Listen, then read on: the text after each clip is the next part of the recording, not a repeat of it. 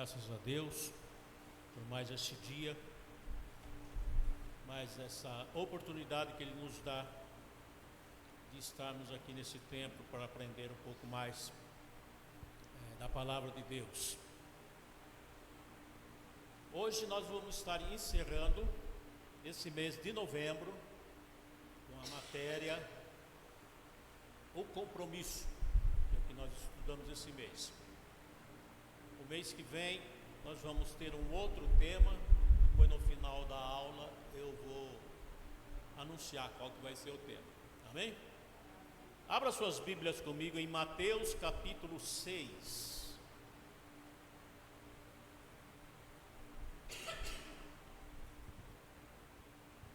Mateus capítulo 6.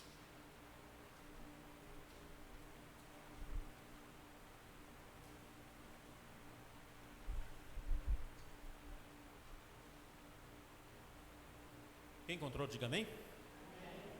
Vamos ficar de pé para nós lermos. Mateus capítulo 6, vamos ler do verso 24 até o 34, que diz assim: Ninguém pode servir a dois senhores, porque ou há de odiar um e amar o outro, ou se dedicará a um e desprezará o outro. Não podeis servir a Deus e a Mamon. Por isso vos digo, não andeis cuidadosos quanto à vossa vida, pelo que haveis de comer, ou pelo que haveis de beber, nem quanto ao vosso corpo, pelo que haveis de vestir. Não é a vida mais do que o mantimento, e o corpo mais do que a vestimenta? Olhai para as aves dos céus, que não semeiam, nem cegam, nem ajuntam em celeiros, e o vosso Pai Celestial as alimenta. Não tende vós muito mais valor do que elas? E qual de vós poderá, com todos os seus cuidados, acrescentar um côvado a sua estatura? E quanto ao vestuário, por que andais solícitos? Olhai para os lírios do campo, como eles crescem, não trabalham e nem fiam. E eu vos digo que nem mesmo Salomão, em toda a sua glória, se vestiu como qualquer deles.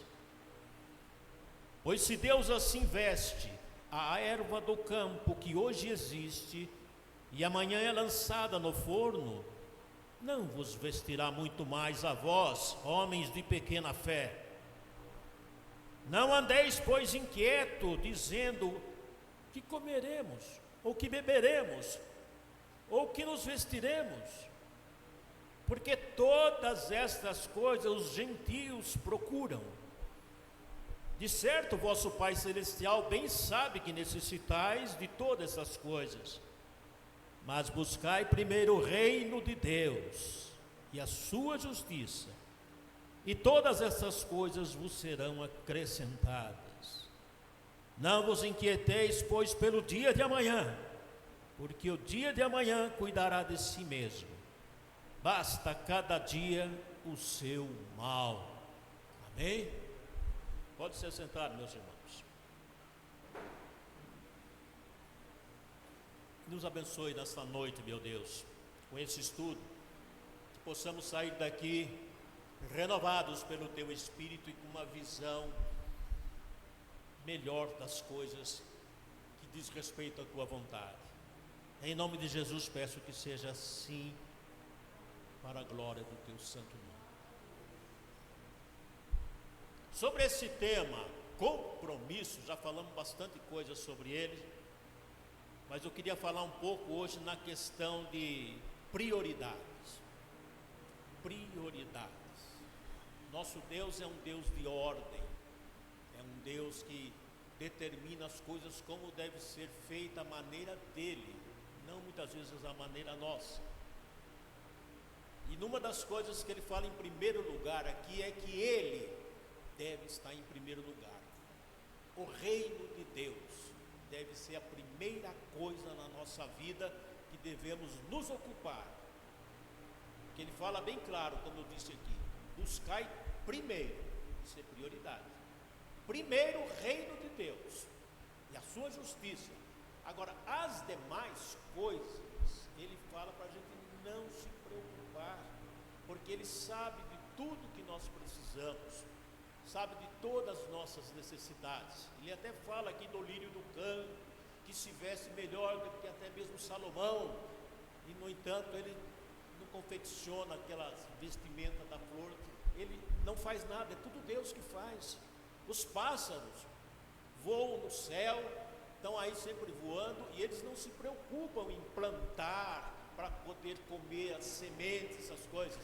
Deus dá para eles tudo o que é necessário, ainda que são pássaros. Aí Deus nos chama a atenção: se eu cuido assim das outras coisas, por que não vou cuidar de vocês? Vocês por acaso não valem muito mais do que os pássaros? O que eu quero é que vocês se preocupem em buscar a mim, buscar o meu reino, se preocupe com a minha vontade. As demais coisas, fica tranquilo que eu vou acrescentar, eu vou ajudar. Eu sei, se eu cuido de pássaro, cuido de flor, cuido de tudo, por que não vou cuidar de vocês, que vale muito mais? Mas é difícil a gente entender essas coisas, porque vira e mexe, nós estamos sempre ocupados com as coisas aqui de baixo, e o reino de Deus fica em segundo plano. Somos assim, somos desse jeito. Isso não é nada mais, nada menos do que falta de fé. Falta de fé. Não confiamos muito que Deus pode prover.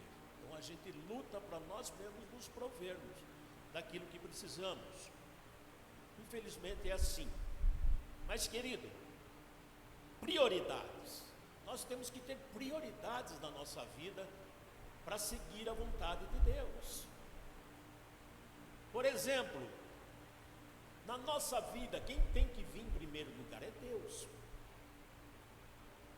A Bíblia já diz: ame a Deus sobre todas as coisas.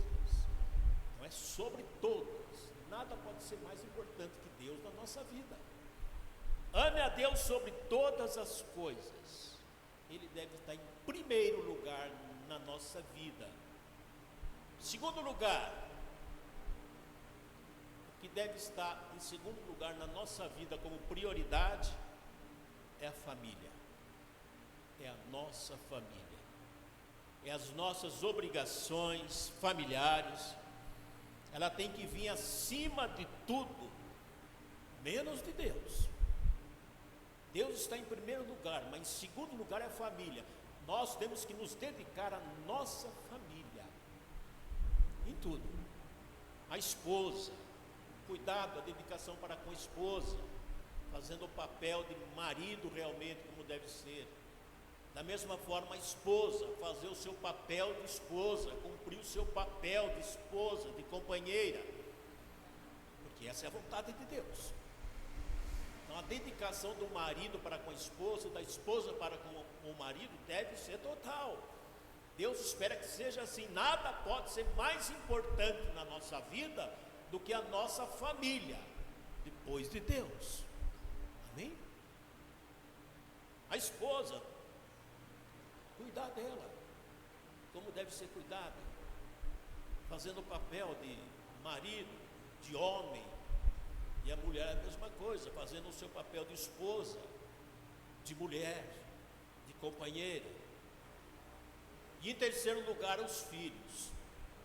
A nossa dedicação para com os nossos filhos, em educá-los, em fazer com que eles cresçam com maturidade, sejam trabalhadores, sejam estudados, enfim, se esforçar para que os filhos saibam viver nesse mundo aqui e ganhar a vida.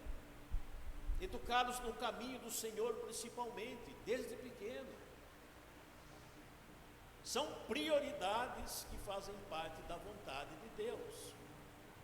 Logo, nós temos compromisso com Deus em executar as prioridades que Ele determina para com cada um de nós. Primeiro Ele, segundo família. pais, filhos, marido, esposa, cumprindo o papel como se deve ser feito. Quem crê assim, diga amém. Agora, depois, em terceiro lugar, o trabalho. O trabalho. Temos que ser trabalhadores. Temos que nos esforçar em manter nossas casas, manter com a alimentação, manter com os estudos dos filhos, também com as nossas roupas, vestimentas, remédios, enfim, tudo que é necessário para a manutenção da casa tem que vir através do trabalho. Nada cai do céu. Então a gente precisa trabalhar. Mas o trabalho está em terceiro lugar, segunda prioridade de Deus. E em quarto lugar, aí sim, o ministério. O ministério da igreja. O ministério não irá bem na igreja se não tiver bem o trabalho, se não tiver bem os filhos, se não tiver bem a esposa, se não tiver bem o lar. Aí não adianta querer fazer um ministério maravilhoso, cheio de pompas, se nessas outras demais coisas não está legal, não está indo bem. Porque Deus quer que primeiro faça as coisas como Ele quer. E Ele quer em primeiro lugar Ele, depois família, depois o trabalho. Aí sim o ministério está em quarto lugar. Daí você vai desenvolver o ministério como é, segundo a vontade de Deus. Você sabe que tem pessoas que desenvolvem até bem o ministério, vai bem, ele é fiel no ministério, ele trabalha, ele dedica, tudo na igreja ele faz, tudo não sei o quê, mas às vezes na casa dele ele não é um bom marido, às vezes não é um bom pai, às vezes é desligado das coisas de casa, porque ele está só preocupado com o ministério. E segundo ele, pensa que está amando a Deus, se dedicando ao ministério. E é engano, porque amar a Deus é fazer a vontade de Deus como Ele quer e não como achamos que deve ser. E segundo a ótica de Deus, primeiro lugar Ele, segundo família, terceiro trabalho, agora sim quarto ministério. Uma igreja não pode ir bem se a família da pessoa não estiver indo bem. O ministério não pode desenvolver bem se no lar está uma bagunça. Não pode. Por isso que existe uma diferença muito grande entre servir a Deus e servir a igreja. Porque às vezes nós servimos mais a igreja do que Deus. Aí é o fanatismo. Não, eu quero fazer a obra, eu quero estar na obra, eu tenho que estar na frente, eu tenho que estar lá, eu tenho que atuar. Eu não vou deixar que família me peça não. Minha esposa não quer que eu vá na igreja hoje, eu deixo ela lá, eu vou e vai fazendo desta maneira. Meus filhos não podem pedir eu de estar na igreja, eles sempre têm a igreja, o ministério. Mas ele tem que colocar em ordem a casa dele, em primeiro lugar. A dedicação para com a esposa, a dedicação para com os filhos, a dedicação para com o trabalho. A pessoa que está trabalhando, o chefe pede para você, faça a hora extra hoje, eu preciso de você, hoje tem um serviço assim, tal, para fazer. Aí você pega e fala, não vou, hoje eu não posso não, porque hoje tem culto, eu vou no culto hoje. Como é que o patrão encara isso?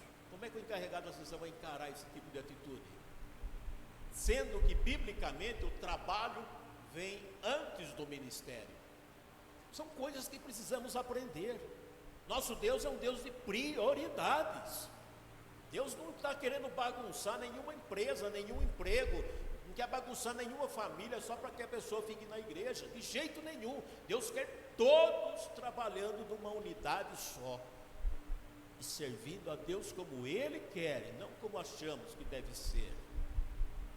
Cuidado, que às vezes tem problemas no lar, tem problemas no trabalho, tem problemas em todas as áreas e às vezes nós falamos com nossa boca, o diabo está se levantando de tal forma que está me impedindo de estar na obra, está me impedindo de dedicar, o diabo está levantando até minha mulher contra mim, está levantando meus filhos contra mim, até meu chefe lá no serviço também para me incomodar, para tentar tirar eu da igreja. igreja, e fica falando esse monte de bobagem, porque na mente dele, amar a Deus é servir a igreja, amar a igreja é amar o ministério, é estar se envolvido com o ministério e não deixar nada impedir isso. Meu Deus, não é assim que Deus faz. Temos que combinar todas as coisas. E se está difícil, busque a Deus, ore, peça a Ele a graça de resolver esses problemas, e Ele vai te atender, porque é da vontade dEle, mas Ele vai ver o teu coração, a tua dedicação, aonde é que está a sua visão, se está de acordo com a vontade dEle ou se não está. Estão me entendendo? Queridos, compromisso é seguir as regras daquilo que é exigido no compromisso. E a gente tem tantos exemplos na Bíblia de pessoas que se comprometeram com Deus e cumpriram os seus compromissos. Por exemplo, José do Egito. Abra comigo sua Bíblia lá em Gênesis, capítulo 39. Vamos ver o que aconteceu com José. Gênesis, capítulo 39.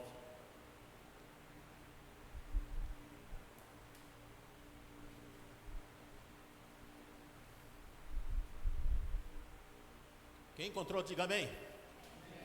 Gênesis 39, do verso 1 até o 9, diz assim: E José foi levado ao Egito, e Potifar, eunuco de Faraó, capitão da guarda, varão egípcio, comprou-o da mão dos ismaelitas que o tinham levado lá. E o Senhor estava com José, e foi varão próspero, e estava na casa de seu senhor egípcio. Vendo, pois, o Senhor que o Senhor estava com ele, e que tudo o que ele fazia, o Senhor prosperava em sua mão, José achou graça a seus olhos, e servia-o, e ele pôs sobre sua casa, e entregou na sua mão tudo o que tinha. E aconteceu que desde que o puseram sobre a sua casa, sobre tudo que tinha, o Senhor o abençoou, a casa do egípcio, por amor de José. E a bênção do Senhor foi sobre tudo que tinha na casa e no campo.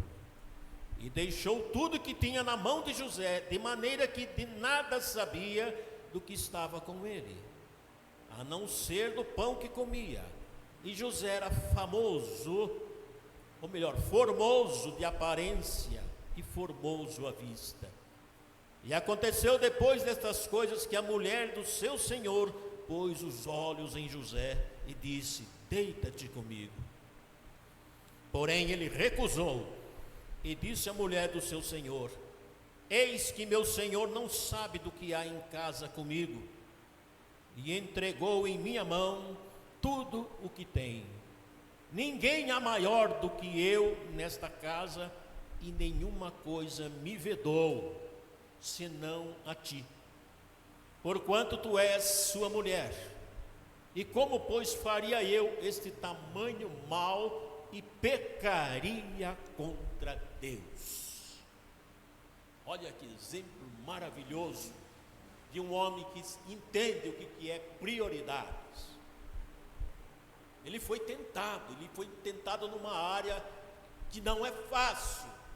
A área mais difícil, eu creio que seja essa questão da área sexual. Ele foi tentado por aquela mulher.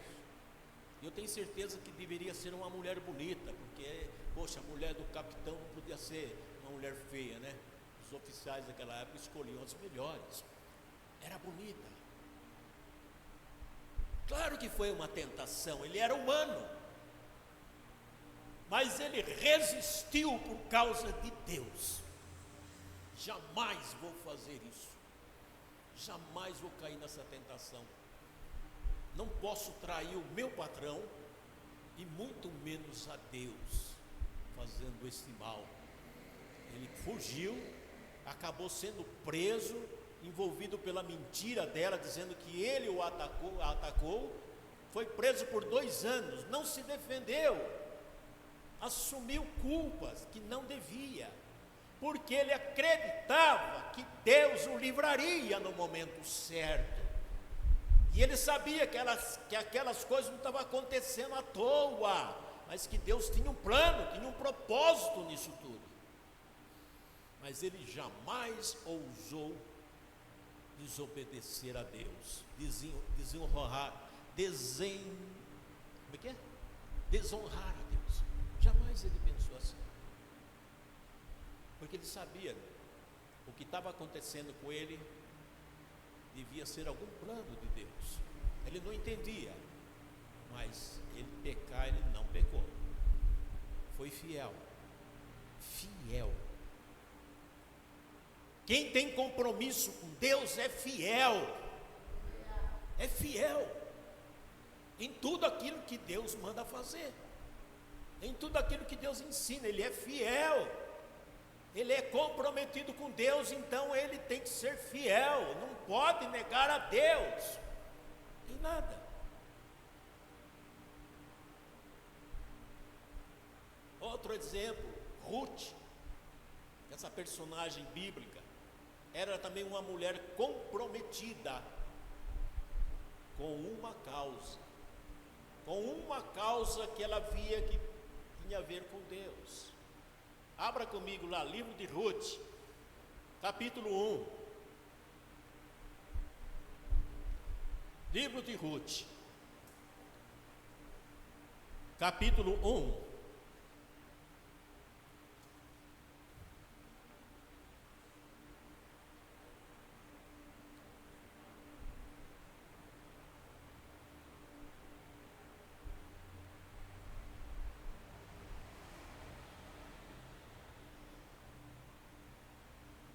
Encontrou? Diga amém. Vamos ler do verso 14 ao 17. Diz assim: Então levantaram sua voz e tornaram a chorar. E Orfa beijou a sua sogra, porém Ruth se apegou a ela, pelo que disse: Eis que voltou tua cunhada ao seu povo e aos seus deuses. Volta tu também após tua cunhada.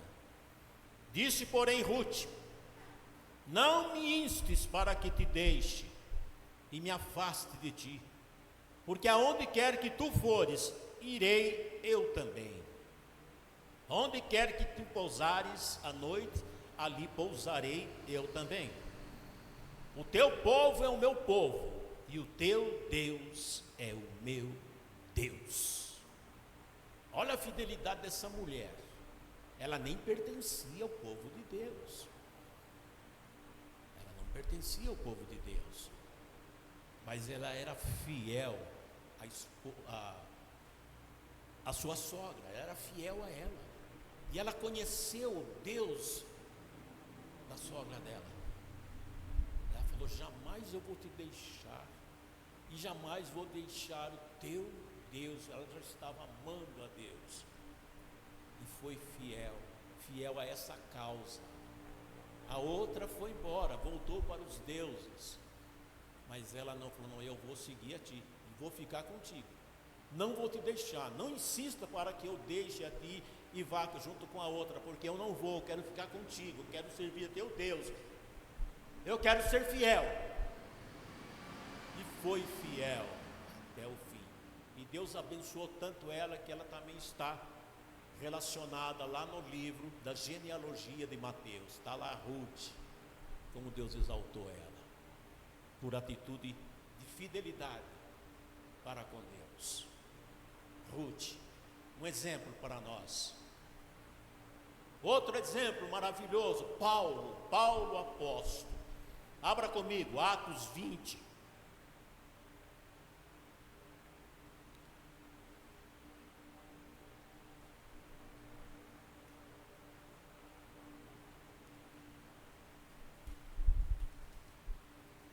Atos 20, versículo 24, diz assim: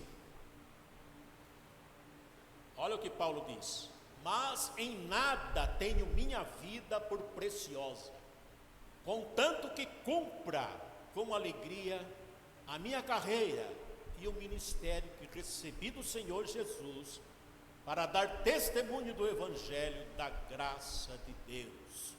Olha a dedicação, olha como esse homem encarava as coisas de Deus, aquilo que Deus lhe mandava fazer. Eu não tenho a minha vida por preciosa, desde que eu cumpra a vontade do meu Deus, desde que eu morra servindo a Deus, mas eu jamais vou deixar de ser fiel a Deus, e vou cumprir com alegria, não reclamando, não murmurando, não querendo parar com tudo, porque não compensa continuar. Paulo não era assim, não. Eu vou até o fim, um sacrifício que seja até mesmo na minha própria vida, mas jamais vou deixar de cumprir aquilo que Deus colocou para mim fazer. Ainda Atos, capítulo 21, do verso 10 ao 13, olha o que ele diz aqui. E demorando-nos ali por muitos dias, chegou da Judéia um profeta de nome Ágabo, e vindo ter conosco, tomou a cinta de Paulo, e ligando-se aos seus próprios pés e mãos, disse: isto diz o Espírito Santo, assim ligarão os judeus em Jerusalém o varão de quem esta cinta pertence, e o entregarão nas mãos dos gentios. Ouvindo nós, então rogamos-lhe, tanto nós como os que eram daquele lugar, que não subisse a Jerusalém. Mas Paulo respondeu: que fazei vós, chorando, magoando-me o coração? Porque eu estou pronto não só a ser ligado, mas ainda mesmo a morrer em Jerusalém pelo nome do Senhor Jesus. Meu Deus do céu. Profeta Ágabo toma essa atitude de chegar nele e fazer esse ato de amarrar as mãos dele com a cinta, as mãos e os pés, e diz para ele: o que eu estou fazendo com você aqui é o que vão fazer com você lá em Jerusalém. Os gentios vão fazer isso com você, quer dizer, vai morrer. Aí os demais, que eram companheiros de Paulo, e todos aqueles que estavam ali, insistiram com ele: Paulo, não vá para Jerusalém, não vá, fique por aqui mesmo. Olha o profeta falando, se você for lá você vai morrer, já deu um sinal aí tudo para você. E o que ele falou? De maneira alguma eu vou, ainda que eu tenha que padecer com minha própria vida, porque ele sabia: Deus tem algo para mim lá, Deus vai me usar lá, eu tenho que estar lá para dar o testemunho. Essas coisas não me assustam, eu não vou temer essas coisas, mas vou fazer a vontade de Deus. Isso é um homem que tem compromisso com Deus e faz a vontade de Deus sem ficar se protegendo. Amém?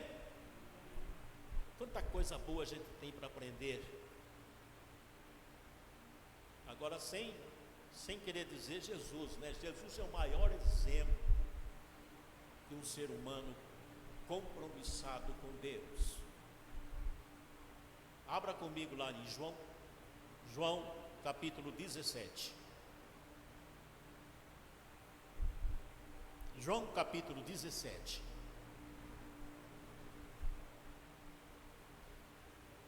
Versículo 4 e 5, Jesus diz assim: eu glorifiquei-te na terra. Ele fala isso para com Deus. Eu glorifiquei-te na terra, tendo consumado a obra que me destes a fazer. E agora, glorifica-me tu, ó Pai, junto de ti mesmo, com aquela glória que tinha contigo antes que o mundo existisse. Olha, ele fala com a boca dele: eu te glorifiquei na terra, Pai. Eu te glorifiquei tendo consumado, ou seja, tendo terminado toda a obra que o Senhor me incumbiu de fazer, que que era a obra da salvação. Fiz tudo, fui até o fim, até aqui, na cruz, morrendo. Agora está consumado, está tudo pago, Pai. Agora eu peço que o Senhor me glorifique junto a Ti, com a mesma glória que tínhamos no passado. Um homem de compromisso. Jesus teve a incumbência de vir a este mundo e colocar em prática o plano da salvação de Deus. E ele foi fiel nesse compromisso até o fim. E ele era um ser humano, gente. Passou por dificuldades, passou por lutas, foi desprezado pelos homens, sofreu demais, mas não recuou. Você sabe que ele podia desistir disso aí, pedir para Deus que o levasse. Pai, me chama, me leva, não adianta eu ficar aqui não, porque esse povo não vai me aceitar mesmo. E ele sabia que ele seria recusado, mas ele não fez isso, ele foi até o fim, mesmo sabendo o resultado qual seria. Mas ele foi até o fim. Por quê? Porque ele era um homem de compromisso. Se ele se comprometeu com Deus e elaborar o plano da salvação e executar aqui embaixo, ele sabia de tudo o que ia acontecer com ele, mas ele foi fiel até o fim. Ele entregou a sua vida por amor de nós. Amém? Isso é atitude de pessoas que têm compromisso e levam a sério o compromisso com Deus. Amém? Queridos, abra comigo em Eclesiastes capítulo 5.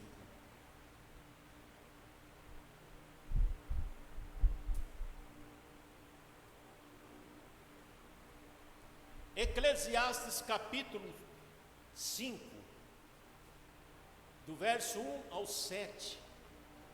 Aqui fala sobre requisitos para as pessoas comprometidas.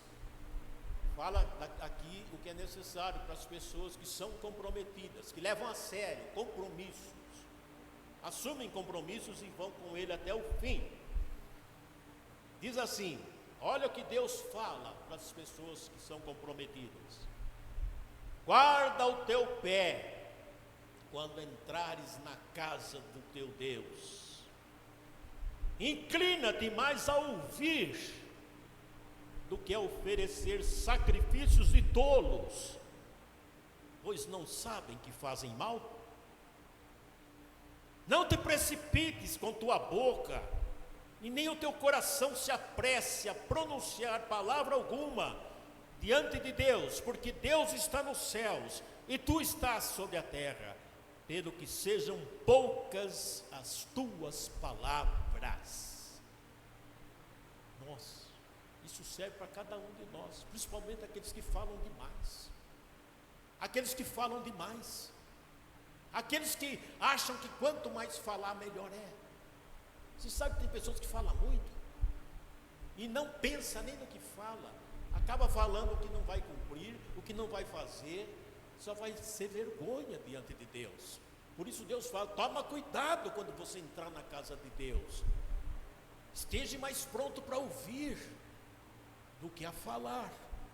Em outra parte diz que aqueles que não tropeçam em palavras, sábio é.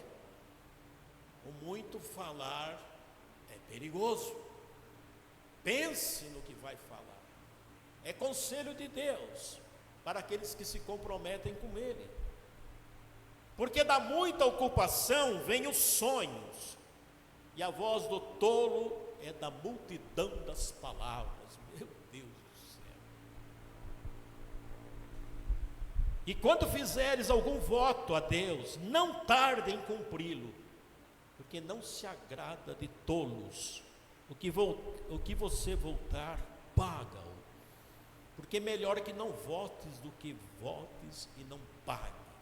É outra coisa que acontece muito. Pessoas que se comprometem com Deus, não votam alguma coisa, esperando uma graça, uma bênção e tal, e essa bênção chega e depois ela acaba esquecendo de cumprir aquilo que votou. Se Deus fala isso aqui na Bíblia, é porque acontece. Na hora que precisa promete tudo para Deus, depois que recebe, não paga, não se compromete em pagar, em assumir. E outra, faz cada voto que não tem sentido. Por que não faz um voto que Deus agrada, né? Senhor, eu prometo ser obediente a Ti, na Tua palavra, naquilo que eu ouvir de Ti. Não, isso aí não promete, porque Ele sabe que Ele não vai obedecer mesmo. Eu prometo, Senhor, ser fiel a Ti todos os domingos na igreja, em participar dos cultos. Eu prometo estar nas terças-feiras, estudando lá. Se me deres tal graça, se alcançar tal graça. E Deus, muitas vezes, abençoa aquela pessoa atendendo ela. O que faz? Ela vem até alguns domingos, de repente já não vem um, não vem outro, não vem terça, e some tudo de novo. E a promessa, como é que ficou? Como é que fala as coisas e não cumpre? Como é que assume compromissos e não cumpre? Por isso que Deus fala, é melhor que você não faça compromisso nenhum, não faça voto nenhum, do que você fazer e não cumprir. Isso é coisa de tolo. Nossa, Deus se irrita com esse tipo de coisa. Eu estou falando aqui, amado, dessa maneira, porque nós estamos estudando sobre compromisso, e compromisso é coisa séria, não é brincadeira, é coisa séria. Temos que levar a sério essas coisas. Agora, pensando assim, muita gente já pensa, eu vou fazer o possível para não arrumar nenhum compromisso. Já fica temeroso com esse nome, né? Compromisso, se eu fizer, e aí acaba não querendo fazer nada para Deus, que é um outro exagero também. Peca.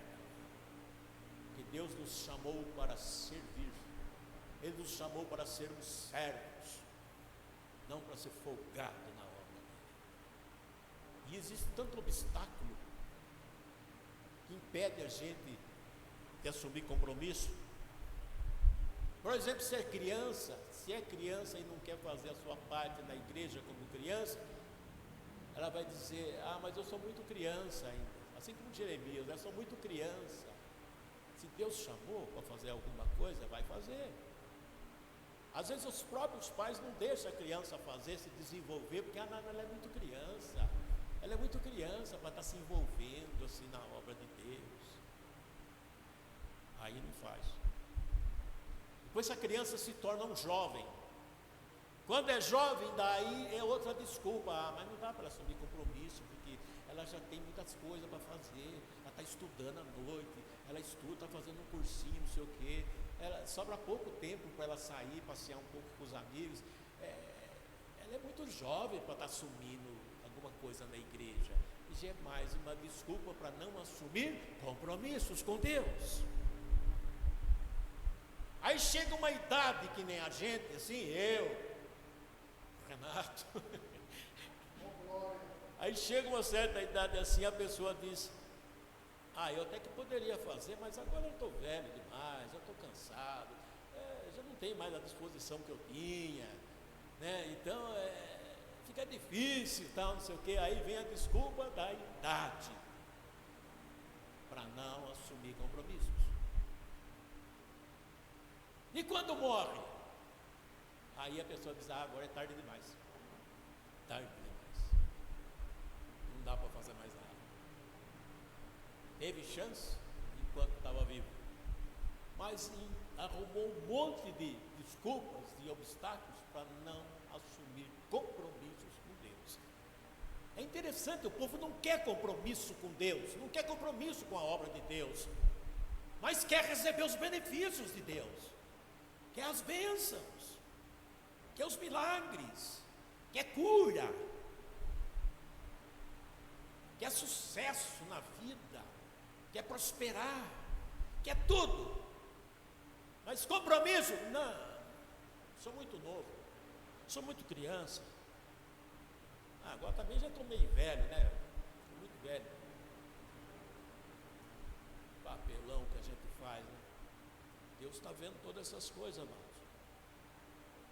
Queridos, sabe qual é o resultado da falta de compromisso nas nossas vidas? Sabe qual é o resultado disso? Em primeiro lugar, a monotonia e a frieza espiritual é que acaba pegando essas pessoas que não querem compromisso. Abra comigo, Apocalipse capítulo 3.